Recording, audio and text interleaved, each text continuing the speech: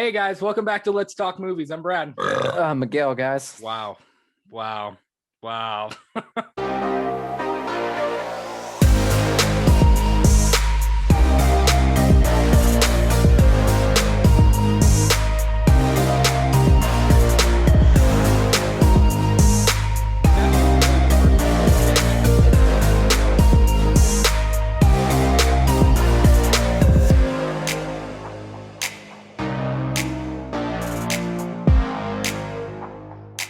So this first news story we have is a little bit of a continuation from last week's opening. And really, we debated on whether or not we even wanted to include this. Again, I'm going to preface this conversation with this. You know, as I said in our previous show, I will not allow this to be a Tony Moran bashing session. Yes, we're talking about Tony Moran's apology that he has since issued. If there's gonna be any bashing, it's gonna come from Brad because obviously I'm not too well in depth with Halloween. And if you guys have seen our previous Let's Talk Movie News podcast, you can tell Brad had some animosity towards this man. Well, it's not even. I disagree with him, and I wholeheartedly disagree with what he said. But I'm not gonna allow this to become a bashing session. Any crude, hateful comments are gonna get deleted. I'm just gonna go ahead and be straight up with y'all. Anybody listening, there's already, as I said before, and I'm going to say it again, there's already enough hatred in the world, and I'm not going to let this show be another I'm not going to add fuel to that fire. Well, if that makes sense. So let me also say, we are two guys who are sharing their thoughts and their ideas with a community. You should read Tony Moran's apology for yourself and come to your own conclusions. If you're coming to guys like us or to Dave McRae or to Mike and Jay, we watched a movie for your opinion, I wouldn't do that. I wouldn't go to anybody else for your opinion. You read it for yourself. You come up with your own thoughts. We're just going to talk about our thoughts, and we're going to try. I want to approach this as objectively and as rationally as I possibly can. Fair. I think that's fair. That's fair. So let's hear your rant. So here's the deal. I really kind of wanted to ask you, did you read the apology? I have not. I sent it to you. I've had. Here, I was just like, initially I was just like, man, fuck Tony Moran. No, I don't need so let's read it. Okay. Let's read it. While I'm here, let me get it pulled up here. Let's read it. For those of you who have not heard Tony Moran's apology, his formal apology, he posted this. We're filming this on Tuesday, the 27th of April. This was posted 2 or 3 days ago, maybe. Mm-hmm. And his apology read, this was on his Facebook page, I believe. First, foremost, and most importantly, for this post is that I wanted to sincerely and deeply apologize for certain language I used that is contained in a video montage that was made of me. I will not explain the content nor give reasons or excuses. The certain language I used simply on its own, even without context, is deplorable and disgusting. I am deeply ashamed of it, and I always will be. I am also very sorry for offending people with it, and hope at some point I will be forgiven, but I truly would understand if some people never do. Again, this is the number one reason for this post. I have a much lesser issue that I'm going to address, so I appreciate your patience, and it's for the fans of Halloween that don't know me and have never met me. The people that have met me, know me, friends with me, don't have a need for me to explain the video clips and this montage. They know it's ridiculous and childish. The ending is pretty choppy, but impressive in the sense of how much time and energy this must have taken, because I know what I say in interviews and convention Q&As with fans present, but I want to clear some things up for you guys that don't know me. My main problem with this National Enquirer, quote unquote, or any other gossip rag type of post is not really about defending myself, because it's so easy to find interviews of me, and you would see that I say almost the exact same thing in all of them, the truth. Know this about fans of Halloween that may have had a bad taste in their mouth or feel tainted by this montage. My loyalty is to the fans, whether I know them or not, and I will always defend them. Without you fans, the movie doesn't become what it became. Excuse me. Simple as that. I'll explain a couple of things. First, back in 1978, when I was 21 years old, Did I think Halloween was going to be stupid and a piece of crap? Absolutely. I was absolutely ashamed of doing it, and at the time, and only my best friend and girlfriend knew about it at the time. I figured a week or two in the drive-in and it would be gone. You see, back in 1978, it wasn't like it is today. Back then, for an actor, it was only slightly above soft porn and then hardcore porn. Back in 1978, pretty much the only way to see nudity was in horror films and porn. Now, because of this, directors and producers wouldn't want to hire you because they felt you sold out and didn't respect your craft. It could turn out to be a death sentence. Here's the other thing. I'm pretty sure Halloween was the first horror movie that involved a mask. It was a first. I didn't know about having to wear one until I signed the contract and showed up on set. I was mortified, but I was also broke as a joke, so I did it. I was also invited to go for a screening for the cast and crew, and guess what? Yep, I threw the invitation in the mail and didn't go. Like an asshole. I tell this part of the story and a lot more, and the rest of the story basically revolves around me being self-depreciating and making fun of myself. You'll have to watch or hear my full interviews to truly understand this and the truth. I'm truly humbled by my fans, always have and always will be. You see, I didn't get lucky or fortunate, etc. I got completely blessed. There is no other word that truly fits how I feel. This is why it's so humbling for me.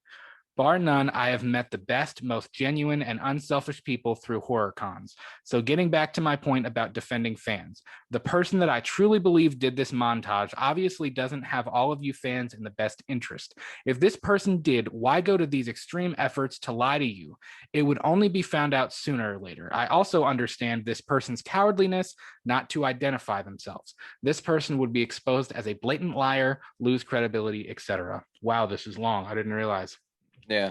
This person has an all-encompassing and consuming obsession with me and has for years and couldn't help but put themselves in one of the video clips. I used to get angry, but for a few years now, I simply find it sad and pathetic. Because of the ending, if people want to choose to believe it, that's okay with me. People are going to do what they want to do or believe, even if there are facts to disprove it. There's people that judge all the time without facts. I can't change that, and I'm not going to try to shove it down people's throats to try to convince them like this video montage is trying to do. And as they say, haters are going to hate no matter what. It's their choice. That's how they want to live. Like I said earlier, this is not for me. This is for the people and fans that don't know me, that are hurt, angry, etc. Because you're a fan of Halloween. I will always protect that. John Carpenter is a genius, and he changed the whole landscape, and I'm blessed to have been a part of it. This person, I believe, that did this is also using an 18-year-old to help him mainly through Instagram, actually taking advantage of an 18-year-old. This kid is excuse me. It kind of breaks a little bit. This kid is posting on as my fan page, which is not a fan page at all. I met this kid and even signed an autograph for him at a convention recently. It's despicable and really weird because of the obsession. Anyways, thank you guys for taking the time to read all of this, and I hope this has helped to clear, and I hope this has helped some of you out there that had problems with it. Take care. Wow, I did not realize how long that was until I actually sat down to read it out loud. Yeah. So, your initial thoughts? It started out heartfelt, but then I had to stew on it for a few days. I mean, it sounds heartfelt, but in the beginning, but then obviously whenever he starts, pointing the fingers at someone else, it's like, come on, man. So, for me, and again, I'm not going to sit here and bash Tony. I'm not going to do it. I know there's everybody. I'm sure all the Halloween fans watching this want me to call him what he called you all, or I guess called us as fans of the film. But I'm not going to do that. I'm just not, because again, there are people out there. I've seen the YouTube videos. I've seen the Twitter accounts. I've seen the posts. I'm not going to add to that. I'm just not. And I certainly want to give credit where credit is due. Tony didn't have to say anything, but he chose to. Now, whether or not you really think that his apology was adequate enough, that's up to you. I don't want to be one of the people who are like, an apology, and then when they finally give an apology, be like, that wasn't good enough. You know what I mean? I don't want to be that, because there's a certain level where that's uncool too. Would you agree with that? Yes. And overall, just like we said last time, my problem is not how he talks about Halloween or about his experience working on Halloween. My problem is about how he addresses other people, and not even just the fans, how he addressed Tyler Mane, how he addressed Jamie Lee Curtis, how he addressed John Carpenter, how he addressed the people waiting in line to get his signature. And again, I don't know. I don't know. I will admit this video was made to make him look like a douchebag. It was. That was the video's point, this montage. But you know, his experience, you know, he said that he felt that the movie was one step above doing softcore porn. He felt uncomfortable, he felt embarrassed. I take no issues with that at all. It was a different time. We just got done doing our decade series and we talked about this. It was a different time. Mm-hmm. There's some truth to that. If, you know, nudity was kind of a new thing. Nudity was not a common thing in film at that point. And the 70s, that was the first decade that really started getting ballsy enough to do it. Yeah. And there is validity in his experience. If he had a bad experience or if he was nervous, that's fine. Like, I have no problem with him talking about that. His biggest apology was for the fans. And again, I'm saying this all objectively. His biggest apology was for the fans. You know what I mean? We've all heard the phrase, don't bite the hand that feeds you. Mm-hmm. And I think he's aware of that. I think he knows that the fans are kind of, that's why he keeps getting invited to all these cons and stuff, because people want to meet him. And that's cool. Like, he should be excited. And again, I say this objectively. There was no apology specifically to Tyler Mane for calling him a cocksucker or for calling him another word that I will not even say on the air. Okay. There was no apology to Jamie Lee Curtis for accusing her of sleeping with everyone on the set without any evidence to prove that. Did you even know that happened in the video? I mean, it's the 70s. Let's be honest. So okay, I don't know. It could, maybe it did. Maybe it did happen. No, I don't know. I'm not supporting his claim. I'm just saying, like, in the 70s, shit like that happens. I mean, maybe it did. I know that what I've always been told and what I've always heard is that Jamie Lee Curtis was nervous. It was her first movie role, and you know, she was nervous enough that John Carpenter called her on the second day of shooting, and she thought he was calling to fire her. So, like, I feel like somebody who's that nervous and that I have to do good, I have to do good, I have to do good. I feel like somebody like that wouldn't be like, well, hey, like, you know what I mean? I feel like that wouldn't happen. And again, I don't know. I'm not saying he's right. I'm not saying he's wrong. There was no apology to John Carpenter. He also said that John Carpenter was possibly abusive towards Deborah Hill, who co-wrote and co-produced the movie with him. Again, yes, there are pictures of Deborah Hill wearing sunglasses, but there's a lot of pictures of Deborah Hill wearing sunglasses. I think she liked to wear sunglasses.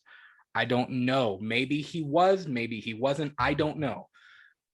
I'm just saying that objectively. He didn't really mention any of that. He specifically addressed the fans. And I feel a little bit torn because while I think he was trying to be genuine, he didn't address some of those big issues. And a lot of the homophobic comments came from what he was saying about Tyler Mane, who played Michael Myers in Rob Zombie's remakes in H1 and H2. And then I'll tell you what.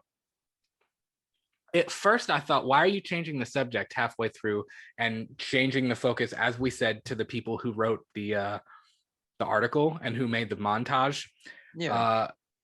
And I will say, we actually just got followed literally probably 20 minutes before we started filming this video by a Twitter account called Tony Moran Unmasked.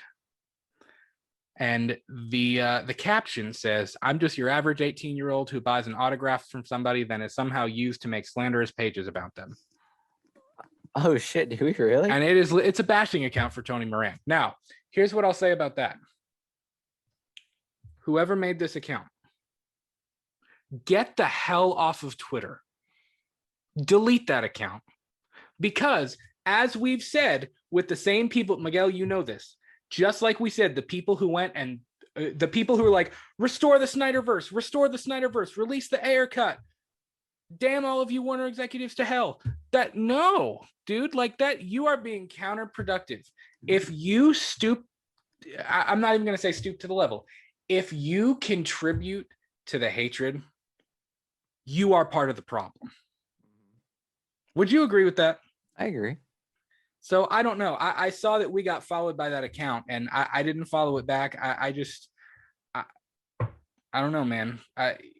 Thanks for the follow, by the way. But yeah, get your shit together, pretty much. I don't even want to follow like that, man. I just, at first, when rewinding a little bit, at first when he was changing the subject in the article, I was like, dude, come on, keep it about your apology. Like, don't change the subject. Don't start pointing fingers. But I saw that account and I was like, are you kidding me, man?